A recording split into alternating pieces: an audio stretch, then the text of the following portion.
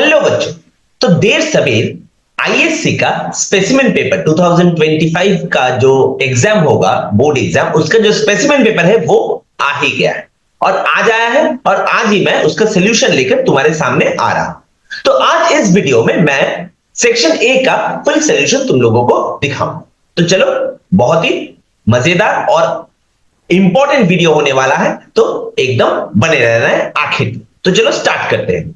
तो बच्चों, ये तुम लोग देख सकते हो कि this is physics paper 1 theory, maximum marks 70, time allotted 3 hours, reading time additional 15 minutes, जो सब बेसिक चीजें होता है लिखा हुआ, instructions for to candidates. Okay, तो यहां पर देखो सबसे जो इंपॉर्टेंट इंस्ट्रक्शन है दैट इज 12 प्रिंटेड पेज है। Okay, and 20 question.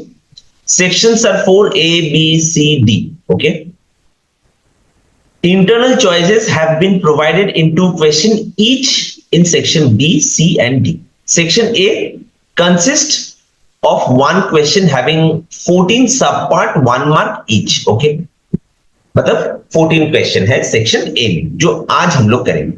Section B 7 question है 2 मार्क्स का, सेक्शन सी 9 क्वेश्चन है 3 मार्क्स का एंड सेक्शन डी 3 क्वेश्चन है 5 मार्क्स का। ओके, और इंटरनल चॉइसेस है answer all the question। okay, और the intended marks for questions are given in the bracket। तो ब्रैकेट में ये दिया गया है। ओके, तो चलो स्टार्ट कर लेते हैं, आ जाएंगे सेक्शन ए। तो ये है अपना section A, this is section A. तो पहला क्वेश्चन एमसीक्यू, ऑब्वियसली तुम लोगों को पता है कि 7 या 7 एमसीक्यू रहता है। तो चलो स्टार्ट करेंगे पहले एमसीक्यू से। यहां पर क्या बोला जा रहा है, figure 1 below shows a circuit containing an ammeter A and galvanometer B। तो देखो बच्चों, ये है अपना एमीटर और ये है अपना गैल्वेनोमीटर, और ये तुम लोग देख सकते हो कि ये व्हीटस्टोन ब्रिज का circuit. Okay, and a plug की के when the key is closed, मतलब जब ये की क्लोज्ड है, ओके, मतलब जब इस सेल से करंट फ्लो कर रहा है उस टाइम पे इनमें से कौन सा ऑप्शन सही हो। तो सबसे पहले कुछ भी देखने से पहले, ऑप्शन भी देखने से पहले हम लोग एक चीज कर लेते हैं कि ये जो व्हीटस्टोन ब्रिज है ये बैलेंस कंडीशन में है या नहीं। अब देखो बैलेंस कंडीशन का, व्हीटस्टोन ब्रिज का जो बैलेंस्ड कंडीशन होता है, बैलेंस्ड कंडीशन जो होता है that is P by Q is equal to R by S। Okay no, मतलब this one by this one is equal to this one by this one. तो चलो देखते हैं इक्वल आता है या नहीं। 2/5 और 4/10, तो देखो 4/10 अगर होगा तो वो भी 2/5 ही हो जाएगा, मतलब this Wheatstone bridge is balanced. Okay बच्चों, तो अगर एक बैलेंस्ड व्हीटस्टोन ब्रिज होता है वहां पर जी जो गैल्वेनोमीटर होता है वो नल डिफ्लेक्शन शो करता है, मतलब उसमें कोई भी डिफ्लेक्शन नहीं होता। ओके, लेकिन अगर यहां पर एक एमीटर दिखाया जाए तो ऑब्वियसली इस सेल से तो करंट फ्लो हो रहा है, जो करंट यहां से इस P पॉइंट से यहां से इस 2 ओम से और 4 ओम से मूव करके जा रहा है, और यहां से वो इस 5 ओम से और जो 4 ओम से जो करंट आया था वो 10 ओम से मूव करके जाएगा, और यहां पर ये करंट फिर से ऐड होके ये सर्किट कंप्लीट करेगा। ओके, तो ऑब्वियसली जो एमीटर है वो तो डिफ्लेक्शन शो करेगा है, लेकिन जो गैल्वेनोमीटर है, क्योंकि व्हीटस्टोन ब्रिज बैलेंस कंडीशन में है, इसलिए जो गैल्वेनोमीटर है वो कोई भी डिफ्लेक्शन शो नहीं करेगा। ओके बच्चों, तो अब आ जाएंगे ऑप्शन में। Option A both G and A shows deflection, which is wrong. G तो डिफ्लेक्शन नहीं शो करेगा, G no deflection, A deflection. Okay, show deflection और will show deflection. Okay, next B neither G nor A shows deflection, ये भी wrong है। C G shows deflection but A does not, जो उल्टा है, opposite होगा actually. और D A shows deflection but G does not, मतलब ये है अपना करेक्ट ऑप्शन। एमीटर डिफ्लेक्शन होगा और गैल्वेनोमीटर में डिफ्लेक्शन नहीं होगा, मतलब D is the correct answer. So option D. Am I clear बच्चों? आ जाएंगे अपने नेक्स्ट क्वेश्चन। तो देखो बच्चों, ये जो नेक्स्ट क्वेश्चन है, ये पिछला जो स्पेसिमेन पेपर था उसमें भी ये क्वेश्चन आया था, एकदम इक्वल कॉपी पेस्ट करके दे दिया गया है। ओके, तो ये देख लेते हैं क्या बोला जा रहा है। A circular coil having n turns of radius r carrying current I। Okay, तो इसको बिफोर और आफ्टर करके लिख लेते हैं। देखो, बिफोर जो नंबर ऑफ टर्न्स है कॉइल में, that is n, radius is r and current I flow कर रहा है। Okay, produced a magnetic field B at its centre O। Okay, तो मतलब मैग्नेटिक फील्ड है B। इफ, अब आफ्टर लिख लेते हैं। If the coil is opened and rewound such that the radius of newly formed coil is 2r, तो radius है 2r, carrying same current I, तो I current ही flow हो रहा है, what will be the magnetic field at the center O? तो इसको हम लोग B प्राइम लिख लेते हैं। ओके, और यहां पर अगर n नंबर ऑफ टर्न्स है, ओके, तो यहां पर जो टर्न होगा that will B n prime. Okay, अब देखो यहां पर क्या किया गया है, एक सर्कुलर कॉइल है, उस सर्कुलर कॉइल को n नंबर ऑफ टर्न से उसको रखा गया है और उसका जो रेडियस है दैट इज r। ओके, अब देखो उसको अगर खोल के फिर से 2r रेडियस का एक सर्कल बनाया जाए तो कितना नंबर ऑफ टर्न्स होगा वो हमें सबसे पहले निकालना पड़ेगा। अब देखो, जो n नंबर टर्न्स वाला और r रेडियस वाला जो कॉइल होगा उसमें वो उसको अगर खोला जाए तो उसका टोटल लेंथ कितना होगा। अगर लेंथ को हम लोग l पकड़ लेते तो l is equal to 2 pi r, वो होगा इसका पेरीमीटर, और n टर्न्स है तो इनटू n, तो 2 पाई r n ऐसा लिख देते हैं। और यही वही सेम अमाउंट ऑफ वायर को, सेम लेंथ का जो वायर है उसको हम लोग रोटेट करके 2r रेडियस का एक सर्कल बनाएंगे। तो उसके लिए जो लेंथ होगा, लेंथ में तो कोई चेंज नहीं होगा, तो that will B 2 pi into 2r into n prime. Okay, अब देखो ये L को ये हम लोग ऐसा लिख देते हैं 4 pi r into n prime. अब n और n प्राइम के बीच का जो रिलेशन होगा वो जानने के लिए इन दोनों को इक्वेट कर देते हैं, तो 4 pi r n prime is equal to 2 pi r n। तो देखो r कट गया, पाई और पाई कट गया, 2 टू ज़ 4, तो n prime will be equal to n by 2। Okay, तो ये हो जाएगा अपना रिलेशन। अब देखो बच्चों, यहां पर हमें पता है B is equal to mu naught N I by 2r। ये फॉर्मूला होता है एक सर्कुलर कॉइल का, जो सेंटर में जो मैग्नेटिक फील्ड होता है उसके लिए हम लोग ये फॉर्मूला यूज करते हैं। B is equal to mu naught N I by 2r, isn't it. अब B is equal to mu naught N I by 2r, अब देखो म्यू नॉट आई ये सब तो कांस्टेंट होगा, तो B will be directly proportional to n and r, isn't it.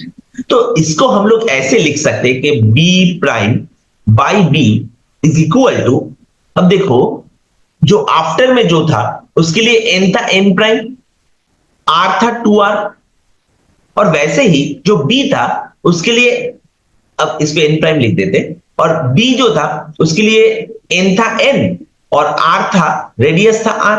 अब देखो ये दोनों r तो कट जाएगा, अब B prime by B is equal to n prime is equal to क्या है, देखो यहां पर n बाई 2 है, तो n by 2 into 2 into n, तो n और n कट गया, तो ये 2 टू ज़ा 4 हो गया, तो B prime will be equal to B by 2। Am I clear बच्चों, समझ में आया? तो ये था इसका आंसर। तो देखो कौन सा ऑप्शन करेक्ट होगा, option will be D which is B by 4। तो B by 4 option D is the correct option. आ जाएंगे अपने नेक्स्ट क्वेश्चन। अपना जो नेक्स्ट क्वेश्चन है that is recall based question. अभी इसको नया तरीके से नाम दिया गया है, रिकॉल बेस्ड। ओके, मतलब रिकॉल बेस्ड मतलब अलग से कोई चीज नहीं है, रिकॉल बेस्ड मतलब ये क्या है, नॉलेज बेस्ड क्वेश्चन है, सिंपल सा knowledge based question. Okay, so magnetic susceptibility of a diamagnetic substance. Okay, अब ऑप्शन देख लेते हैं। देखो मैग्नेटिक ससेप्टिबिलिटी, डायमैग्नेटिक सब्सटेंस का जो मैग्नेटिक ससेप्टिबिलिटी होता है वो यहां पर पहला जब बोला जा रहा है that is decreases with increase in temperature. तो टेम्परेचर के साथ वो कैसे चेंज होता है, तो देखो ये हम लोगों को याद रहना चाहिए कि मैग्नेटिक डायमैग्नेटिक सब्सटेंस का जो मैग्नेटिक ससेप्टिबिलिटी होता है वो टेम्परेचर के ऊपर डिपेंडेंट नहीं होता, इजंट इट। तो इसीलिए it is not affected by the change in temperature, ये होगा अपना करेक्ट ऑप्शन। ओके, आ जाएंगे अपने नेक्स्ट क्वेश्चन में अपना नेक्स्ट क्वेश्चन है the de Broglie wavelength of an electron in the first Bohr orbit. First, okay, मतलब n will be equal to 1 of hydrogen atom is equal to what? Okay, तो हमें पता है 2 pi r is equal to n into lambda, या तो यहां पर इसको मैं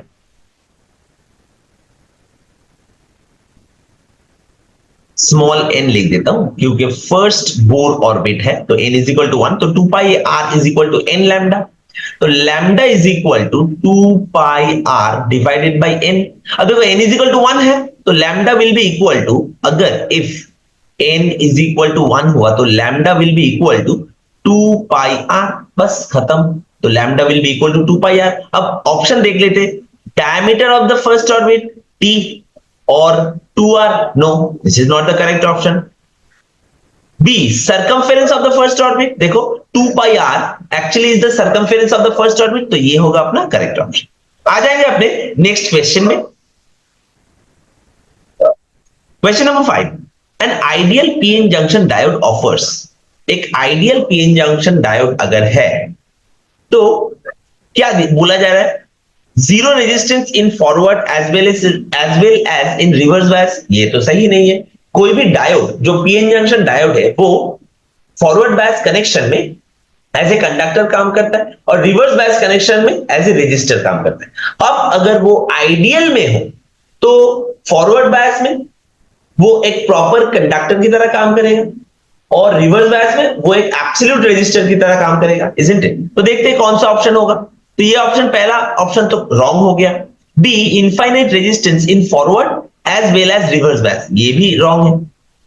zero resistance in forward bias but infinite resistance in the reverse bias, तो फॉरवर्ड बायस में एकदम प्रॉपर कंडक्टर की तरह काम करेगा और रिवर्स बायस में वो एक प्रॉपर इंसुलेटर की तरह काम करेगा क्योंकि उसका जो रेजिस्टेंस होगा वो इनफाइनाइट हो जाएगा। तो obviously option C will be the correct option. आ जाएंगे अपने नेक्स्ट क्वेश्चन में। अपना जो नेक्स्ट क्वेश्चन है दैट इज क्वेश्चन नंबर 6, और ये जो क्वेश्चन नंबर 6 है ये असर्शन रीजनिंग वाला क्वेश्चन। तो चलो देख लेते हैं असर्शन क्या बोला जा रहा है। N astronomical telescope has an objective lens having large focal length. Okay, तो इसका जो ऑब्जेक्टिव लेंस है FO वो लार्ज है, वो लार्ज है, which is true, isn't it? तो ये ट्रू है।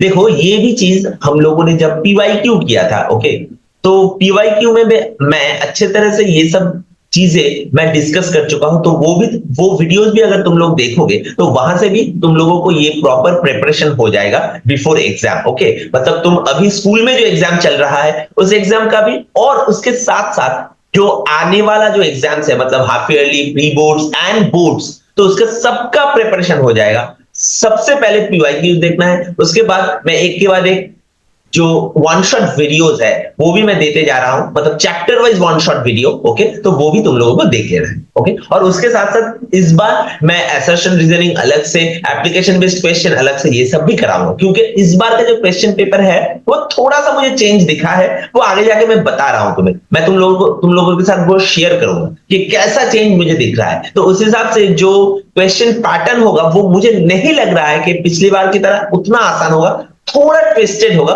वो कैसे, मैं एकदम क्वेश्चन में तुम लोगों को बताऊंगा, ठीक है ना? तो चलो यहां पर कर लेते। तो ये जो असर्शन है, assertion is true. Reason, magnifying power of an astronomical telescope varies directly with focal length of objective lens. अब इसके लिए तुम लोगों को याद रखना है magnifying power of an astronomical telescope which is -FO by FE। Okay बच्चों, तो देखो यहां से ऑब्वियसली हम लोगों को समझ में आ रहा है कि ये भी ट्रू है। क्यों? क्योंकि मैग्नीफाइंग पावर एक एस्ट्रोनॉमिकल टेलीस्कोप का वैरी करता है ऑब्जेक्टिव लेंस के साथ, मतलब FO जितना ज्यादा होगा, जितना बड़ा होगा, M भी उतना बड़ा होगा। सिंपल सी बात है। ओके, और मतलब रीजन भी ट्रू है और ये प्रॉपर्ली असर्शन को एक्सप्लेन कर रहा है, इजंट इट? मतलब क्यों हम लोग लार्ज फोकल लेंथ लेते हैं ऑब्जेक्टिव लेंस का, उसको प्रॉपर्ली जस्टिफाई कर रहा है रीजन। ओके, तो ये ऑप्शन जो होगा that will be option A, मतलब both assertion and reason are true and reason is the correct explanation of assertion. Okay बच्चों, तो option A is the correct option. आ जाएंगे अपने नेक्स्ट क्वेश्चन। नेक्स्ट क्वेश्चन भी एक असर्शन रीजन टाइप क्वेश्चन ही है, तो देख लेते क्या किया जा रहा है। यहां पे बोला जा रहा है given below are two statements marked assertion and reason. तो ये तो हम लोगों को पता है, सीधा मैं असर्शन और रीजन में आ जाता। तो यहां पर क्या बोला जा रहा है, assertion if critical angle of glass air pair is 3/2, मतलब यहां पे म्यू जी यहां पे सफिक्स में होगा, तो यहां पर मैं ऐसे लिख लेता हूं कि mu ji is equal to 3/2 and is theta 1। Okay, तो उसके लिए जो क्रिटिकल एंगल होगा C, that is theta 1। Okay, theta 1 और and that of water air pair mu is equal to 4/3 and that is theta 2। Okay बच्चों, then the critical angle for the water glass pair will lie between theta 1 and theta 2। ये क्या true है या wrong है वो हम लोगों को पहले समझना पड़ेगा और इसके लिए थोड़ा सा न्यूमेरिकल करना पड़ेगा, तो वो मैं दिखा देता हूं। अब देखो बच्चों, हमें तो ये पता है कि sine C is equal to 1/μ, isn't it? तो यहां पर भी वही होगा, मतलब sine theta 1 is equal to 1/μ G which is 2/3। अब 2/3 का जो वैल्यू होगा दैट इज 0.67 और वैसे ही sine theta 2 that is 1/μw, तो μw इज 3/4, इजंट इट? मतलब म्यू डब्ल्यू इज 4/3 लेकिन 1/μw is 3/4 and 3/4 will be equal to 0.75। अब यहां पर पूछा जा रहा है कि critical angle for water glass pair, उसके लिए जो क्रिटिकल एंगल होगा वो क्या थीटा 1 और थीटा 2 के बीच में रहेगा? तो चलो देखते हैं।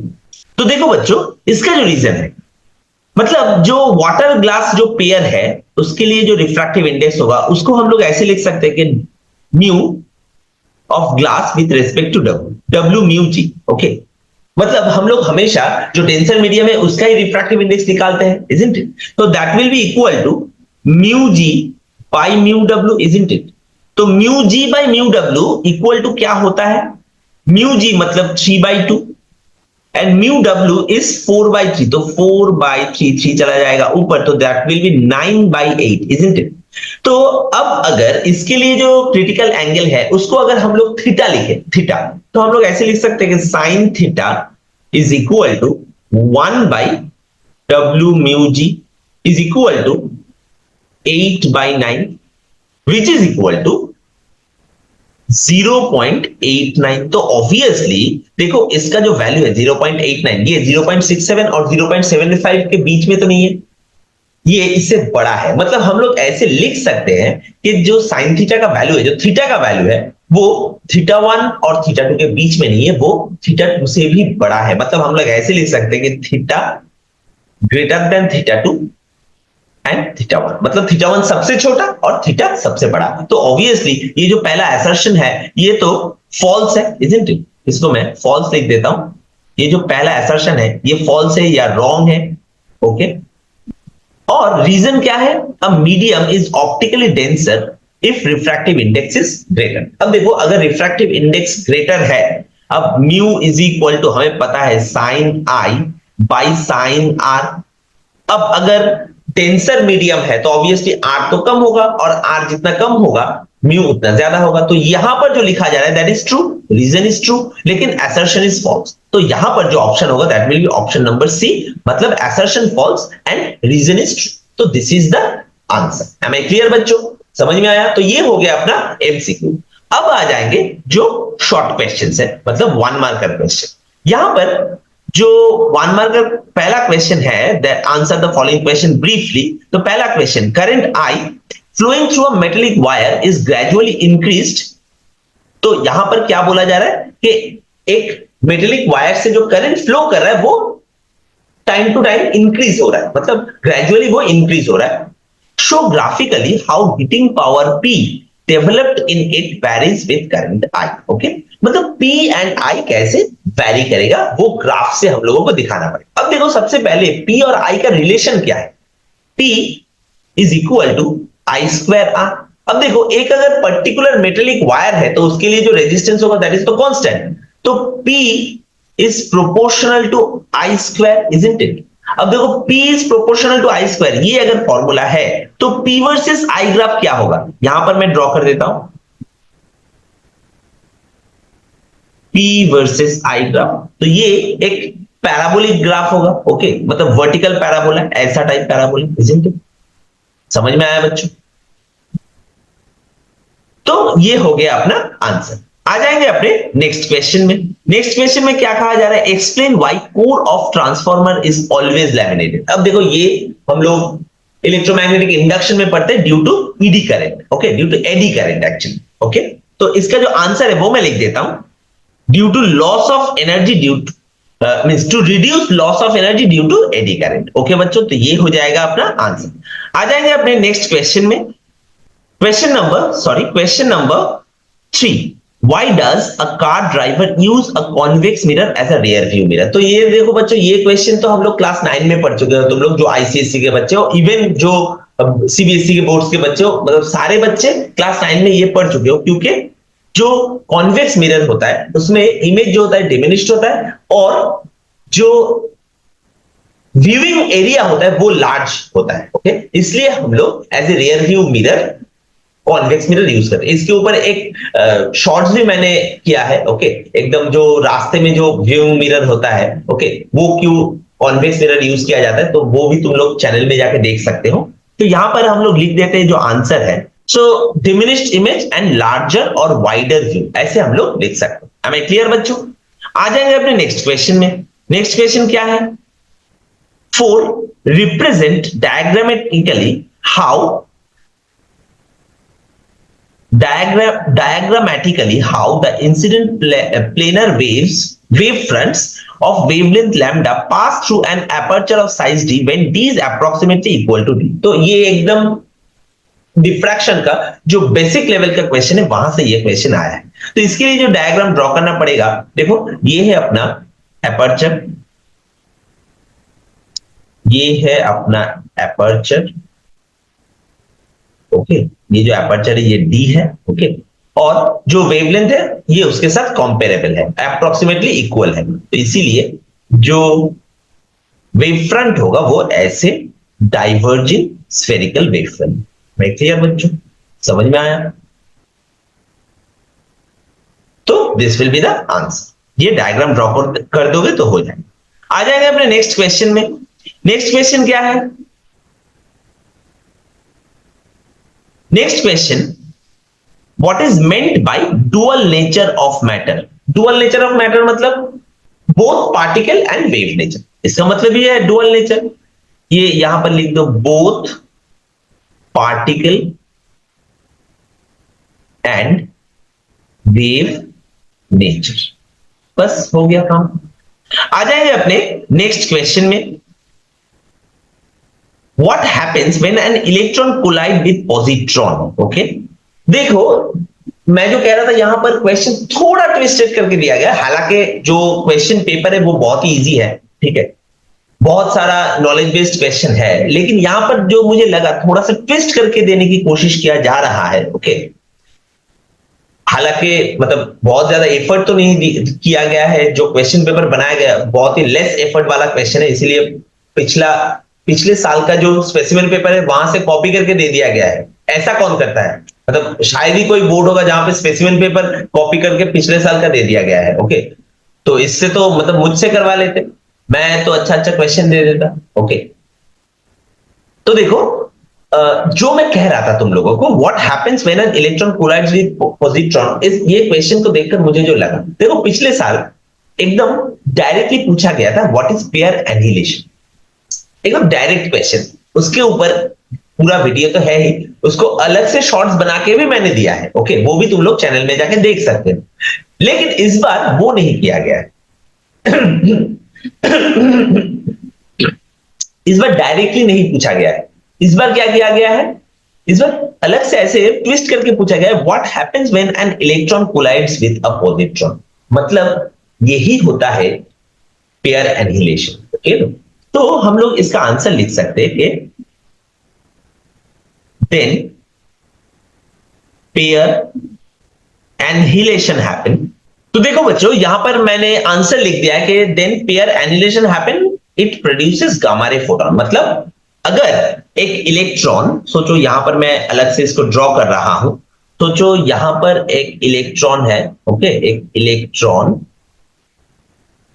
और यहां पर एक पॉजिट्रॉन है, ओके, एक पॉजिट्रॉन, पॉजिट्रॉन, एक इलेक्ट्रॉन है एक पॉजिट्रॉन है, इन दोनों ने कोलाइड किया तो दो गामा पार्टिकल निकलेगा, ओके, मतलब दो फोटोन निकलेगा in the form of gamma particle. Am I clear बच्चों? तो ये है अपना पेयर एनालिसिस। तो यहां से मुझे लगा कि थोड़ा ट्विस्ट करके देने की कोशिश किया जा रहा है, मतलब एकदम डायरेक्ट क्वेश्चन नहीं है, ओके। तो ऐसे उस हिसाब से मैं तुम लोगों को तैयार करूंगा, तो तुम लोगों को भी वैसे ही पढ़ाई करना है, ओके बच्चों। आ जाएंगे अपने नेक्स्ट क्वेश्चन में।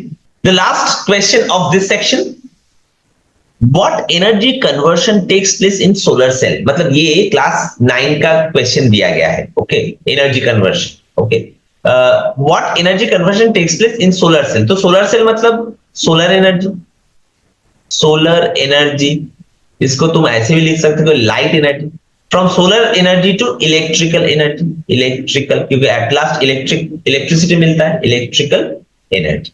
तो ये लिख दोगे तो तुम्हें 1 मार्क्स मिल जाएगा। एम आई क्लियर बच्चों? तो ये था अपना सेक्शन ए ऑफ आईएससी। तुम लोग ऐसे ही बने रहो, मैं एक एक करके सारा वीडियो तुम लोगों को अपलोड करूंगा, तो तुम लोग सारा देख पाओ। एम आई क्लियर बच्चों? तो तब तक पढ़ते रहो और पढ़ते रहो। Thank you.